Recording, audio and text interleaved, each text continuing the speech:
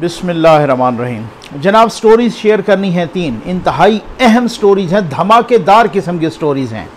पहली स्टोरी ये कि ये कहा है जावेद लतीफ़ साहब ने कि नवाज़ शरीफ साहब इसी साल वापस आ रहे हैं। इस पर बहुत ही डिटेल्ड एनालिसिस करेंगे। दूसरा ये कि मौलाना फजल रहमान साहब ने बिलावल साहब की छतरोल करके रख दी, ये क्या चक्कर है, इस पर भी बात करेंगे। और तीसरा ये कि तब्दीली सरकार ने इलेक्शन कमीशन को आग लगाने की धमकी दे दी, ये क्या है, क्या मसला क्या है।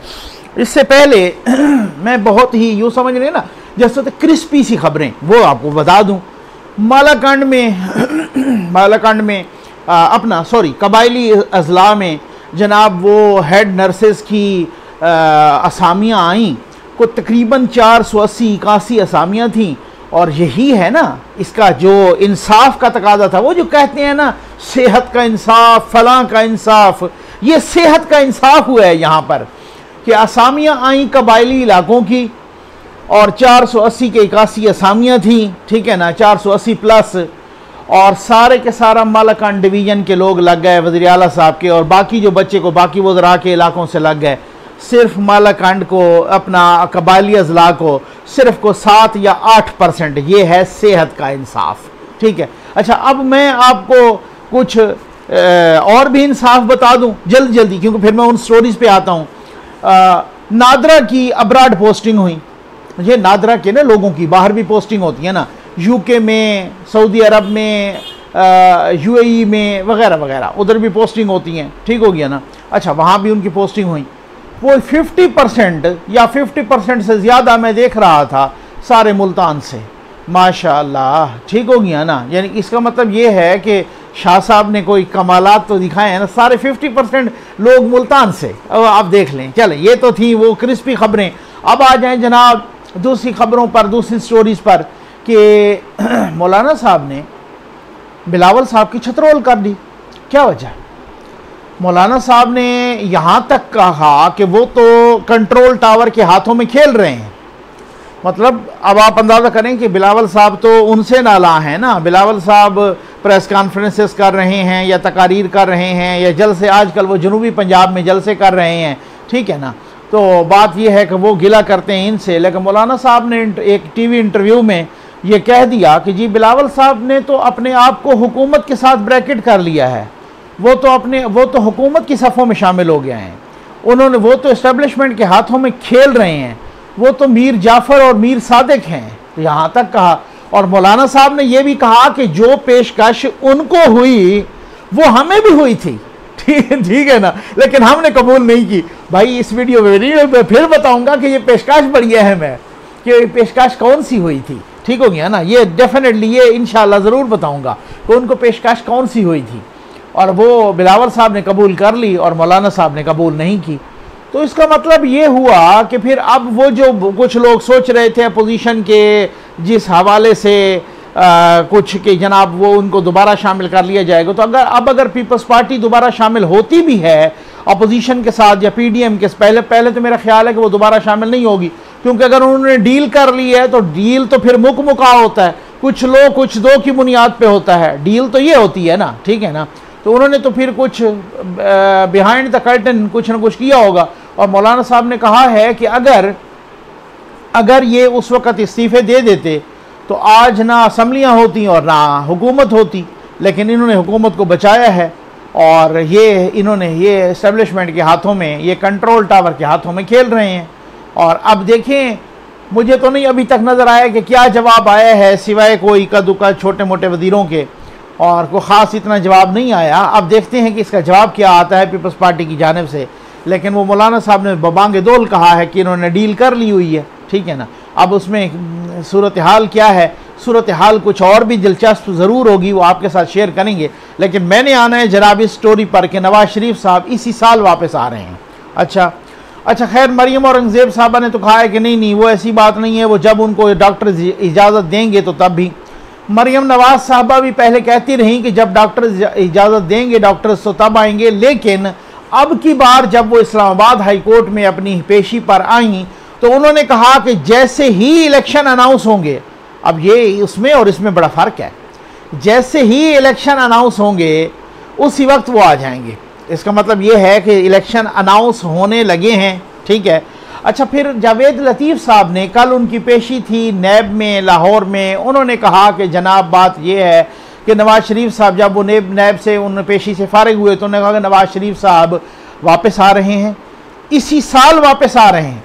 और सबसे बड़ी उन्होंने बात ये की कि चाहे उनका इलाज मुकम्मल ना भी हो, वो अपना इलाज अधूरा छोड़ के वापस आ रहे हैं, ठीक है ना, और इसी साल वापस आएंगे। और फिर खैर उन्होंने आगे ये भी बात की कि वो चौथी दफ़ा वज़ीर-ए-आज़म बनेंगे, हो सकता है ये उन्होंने अपनी मोहब्बत में कह दी हो। लेकिन जो पहली वाली बात की तो मेरा ख्याल है इसमें कुछ न कुछ हमने भी पता किया है, कुछ न कुछ ज़राए से बात की है। बात इतनी, अब ये कहना ना कि भाई बिल्कुल ही पार्टी अनाउंस कर दे तो फिर तो वो एक और बात होती है ना, फिर तो वो अपने ज़बान के अपने अल्फाज के पाबंद हो जाते हैं और वो बंध जाते हैं ना, फिर तो लोग, क्योंकि फिर अगर वो बाद में कहेंगे तो फिर उसके बाद तो ये कहेगी जी पार्टी का तो ऐलान नहीं हुआ था ना, ये तो एक पर्सन ने ऐलान किया है, ठीक हो गया ना। लेकिन ये ऐलान क्यों हुआ? असल में मसला तो ये है ना, क्लिक करने वाली बात ये है कि ऐलान क्यों हुआ, ये जावेद लतीफ़ साहब ने क्यों कहा। जावेद लतीफ़ साहब किसको नहीं पता मरियम नवाज़ साहबा की ग्रुप के बंदे हैं, किसको नहीं पता नवाज़ शरीफ साहब के ग्रुप के बंदे हैं, ठीक हो गया ना। किसको नहीं पता जावेद लतीफ़ साहब से ज़्यादा बड़ा मफाहमती कौन है, सॉरी मज़ाहमती कौन है। एक तो ये मसला ये है कि ये मफाहमती और मज़ाहमती इतनी दफ़ा इस्तेमाल होते हैं कि बंदे का मिक्सअप ही हो जाता है, ठीक हो गया ना। तो सबसे बड़ा मज़ाहमती, सबसे बड़ा मज़ाहमत करने वाला, सबसे बड़ा यूं समझ लें कि जो नून लीग में इनकलाबी है, उनसे बड़ा कौन हो सकता है। वो अभी चंद माह पहले उनको कैद हो गई थी जनाब गद्दारी के जुर्म में, और फिर किस तरह से आपने देखा, हमने भी उनकी वीडियोस ऑन एयर की और उनकी ऑडियो भी और उनकी वीडियो भी, और किस तरीके से अदालत के अंदर उन्होंने स्टेटमेंट दिए थे बड़े इनकलाबी किस्म के। तो वही जावेद लतीफ़ साहब कहते हैं कि इसी साल आएंगे। आखिर क्या वजह क्या है? जावेद लतीफ़ साहब ने ऐसा क्यों कहा? क्या जावेद लतीफ़ साहब ने कोई शुरली छोड़ी? नहीं, मैं नहीं समझता। क्या जावेद लतीफ़ साहब ने ऐसी कोई हवाई बात की है? नहीं, ऐसी बात नहीं है। मामला क्या है? मामला बड़ा गहरा है, मैं इसमें 2 वीडियोस कर भी चुका हूँ। चौधरी निसार साहब की लॉन्चिंग हो चुकी है, री लॉन्चिंग। उस री लॉन्चिंग में टास्क दिया जा चुका है कि आप पार्टियों के, मुख्तलिफ पार्टियों के बंदे तोड़ो, और बंदे ज़्यादा से, वो कहते हैं कि उनको टास्क दे दिया गया है कि आप ज़्यादा से ज़्यादा नून लीग के बंदे तोड़ो, क्योंकि जाहिर है जिस पार्टी के साथ जिसका वो मुद्दतों ताल्लुक होता है उसके साथ तो वो इंडिविजुअल्स के साथ तो ताल्लुक इस तरीके से वो कम तो नहीं होता। अब बहुत सारी जगहों पर जब उन्हें महसूस होगा नवाज शरीफ साहब को, मरियम नवाज साहबा को, कि भाई अब ख़तरे की घंटी बजी है, कि जब वो लोग जो मफाहमती हैं या जो लोग जो मालशिया पालशियाँ हैं, वो लोग जिनके पीछे जो है ना कोई और है, ठीक हो गया ना, वो लोग जनाब वो कह रहे हैं चौधरी निसार साहब को कि आप पार्टी तोड़ो, और अगर वो उन्होंने कोई एक आध बंदा तोड़ लिया और कामयाबी उनको मिलनी शुरू हो गई और ये इस तरह से मामला हो गया और इलेक्शन इस दौरान अनाउंस हो गया, नवाज शरीफ साहब को डेफिनेटली आना पड़ेगा। क्यों आना? इस वजह से पड़ेगा, भले उनको जेल भी जाना पड़े, उनको यहीं होना पड़ेगा, क्योंकि अब वो आवाज़ें उठनी, पार्टी की अपने अंदर भी आवाज़ें उठनी शुरू हो गई हैं बहुत सारे लोगों की कि जनाब अगर पार्टी को बचाना है या अगर इस तरीके से, तो नवाज शरीफ साहब को फिर मुल्क में आना होगा।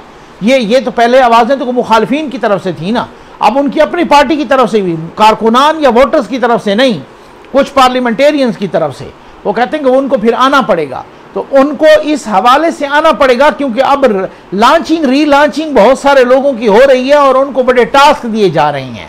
उनको टास्क दिए जा रहे हैं कि वो आप अपना अगर इस तरह तरीके का आपने तोड़ लिया बहुत सारे बंदे, तो फिर कोई अलग से भी जमात हो सकती है, क्योंकि अब बहुत सारी अलग से जमातों की भी आ रही है जनाब, बू खुशबू शुरू हो गई है, ठीक हो गया ना। अब पता नहीं किसी के हवाले से बू बदबू हो, लेकिन किसी के हवाले से बू खुशबू हो, ठीक हो गया ना। अच्छा, बहरहाल वो बहुत सारे लोगों का इस तरीके से जो लॉन्चिंग रिलॉन्चिंग शुरू हो गई है, अगर ये इस तरीके से कोई फूट पड़ जाती है तो फिर मियाँ साहब को आना पड़ेगा, क्योंकि मियाँ साहब ही वो वाहिद बांडेज हैं कि जिस तरीके से वो जो है ना, जिस तरीके से वो अपनी पार्टी को, भले वो जेल में भी बैठे हों, वो इधर उनका आना फिर बहुत ज़रूरी है। फिर ये वाले मामलात हैं कि जिसकी वजह से उन्होंने कहा है कि ये जो है ना इसी साल में ही आएंगे, क्योंकि उनको भी मालूम है कि अगर इसी साल ही, जैसे कि इलेक्शन की तैयारियां शुरू हो गई हैं, ये तो किसी बच्चे को भी नज़र आ रहा है, ये तो किसी नाबीना को भी नज़र आ रहा है, कैसे बिलावल साहब ने धड़ाधड़ जलसे शुरू कर दिए हैं, मौलाना साहब अपने हिसाब से कर रहे हैं, हर बंदा अपने हिसाब से, वो जनाब इवन हुक्मरान जमात जो है वो भी अपने हिसाब से कर रही है। अब हुक्मरान जमात को अभी तक सारा उनके इतने ज़्यादा जलसे तो नहीं हुए, लेकिन सारी उनकी तवज्जो इलेक्ट्रॉनिक वोटिंग पर है, क्योंकि उनको पता है कि हमें सिर्फ और सिर्फ इस दफ़ा ईवीएम इलेक्ट्रॉनिक वोटिंग मशीन बचा सकती है और कोई नहीं बचा सकते। अवाम तो हमारे, उनको तो इतना गुस्सा है कि अगर हम हलकों में गए तो हमारी पिटाई हो जाएगी, ठीक हो गया ना, हमारी छतरोल हो जाएगी। आज सेनेट कमेटी का इजलास हुआ और उस पर यही ईवीएम यानी electronic voting machine senate committee ने मुस्तरद कर दी। अब उसके अंदर जनाब बाबर अवान साहब ने, उन्होंने भी आर्गूमेंट किए, बाकियों ने भी, लेकिन एक जो आर्गूमेंट्स आए हैं आजम सवाती साहब की तरफ से, वही आजम सवाती साहब जो कभी गरीबों पे चढ़ जाते हैं, ठीक हो गया ना, उनको वो इस तरीके से कैद कर देते हैं उनका, और फिर उसके बाद आपकी गाय इधर आई तो आई क्यों है, वही आजम सवाती साहब जनाब माशाअल्लाह वो चढ़ गए खैर से इलेक्शन कमीशन पर। इलेक्शन कमीशन के लोगों ने इसी वजह से वॉकआउट कर दिया। उन्होंने इलेक्ट्रॉनिक वोटिंग मशीन बजाय इसके कि वो बहस होती उस पर या कुछ, क्योंकि इलेक्शन कमीशन, इस पर मैं वीडियो करूंगा, इलेक्ट्रॉनिक वोटिंग मशीन को मुस्तरद कर चुका है। उन्होंने बाकायदा दर्जनों एतराज़ात लगाए हैं कि किस वजह से मुस्तरद कर रहे हैं इलेक्ट्रॉनिक वोटिंग मशीन को। अब जनाब ये उन पे चढ़ दौड़े। सेनेट की कमेटी का इजलास था और आजम सवाती साहब ने कहा है कि इन्होंने तो नोट पकड़े हुए हैं इलेक्शन कमीशन ने। इलेक्शन कमीशन तो माजी में धांधलियां करता रहा है और इनने, अब वही तलत हुसैन साहब वाली बात है, उन्होंने कहा कि ये आप कहते हैं कि इलेक्शन कमीशन ने नोट पकड़े हुए हैं, लोग कहते हैं कि आपने बूट पकड़े हुए हैं। अब लोगों की ज़बान कौन पकड़े? बात तो वही है, किसी ने नोट अगर पकड़े हुए हैं तो किसी ने बूट पकड़े हुए हैं। वो अगर आप उन पे नोट पकड़ने का इल्ज़ाम लगाएंगे तो लोग आप पे बूट पकड़ने का इल्ज़ाम लगाएंगे, फिर लोगों की ज़बान कौन पकड़ेगा? तो बात यह है कि इस हद तब भी मौसूफ की तसल्ली नहीं हुई, बल्कि मौसूफ ने यह फरमाया कि इलेक्शन कमीशन को तो आग लगा देनी चाहिए। अब ये है फ्रस्ट्रेशन, ये हार की खौफ है, हार का एक खौफ है और फ्रस्ट्रेशन है। उनको मालूम है कि जो अवाम में जाएंगे तो वहां तो हमारा इंतजार मुबैना तौर पर जूते कर रहे हैं, वहां पर तो हमें किस तरीके से अंडे और डंडे पड़ेंगे, वहां पर तो हमें क्या सूरत हाल का सामना करना पड़ेगा। किसी तरीके से ईवीएम आ जाए, इलेक्ट्रॉनिक वोटिंग मशीन आ जाए, किसी तरीके से इसी इलेक्ट्रॉनिक हमारा आखिरी सहारा, ठीक हो गया ना, हमारा आखिरी सहारा अगले इलेक्शन के लिए जीतने या धांधली करने के लिए इलेक्ट्रॉनिक वोटिंग मशीन है।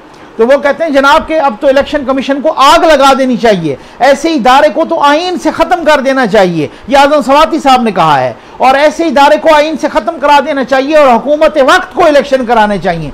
माशाअल्लाह मैं कुर्बान जाऊँ ऐसे, यानी ये वो सूरत हाल है। मुझे याद आ रहा है कि लाहौर में जलसा हो रहा था और खान साहब भी थे, और जनाब उसके बाद जो है ना शेख रशीद साहब ने कहा था कि ऐसी पार्लियामेंट पे तो लानत भेज देनी चाहिए, और उठ के खैर से माशाअल्लाह कप्तान ने भी उनकी गवाही दी कि जी बिल्कुल ऐसी पार्लियामेंट पे लानत भेजनी चाहिए। और शेख रशीद साहब ने दूसरी जगह भी कहा था कि उठो, मारो, गिराओ, जला दो, सारे मुल्क में आग लगा दूंगा। ये कहा था या नहीं कहा?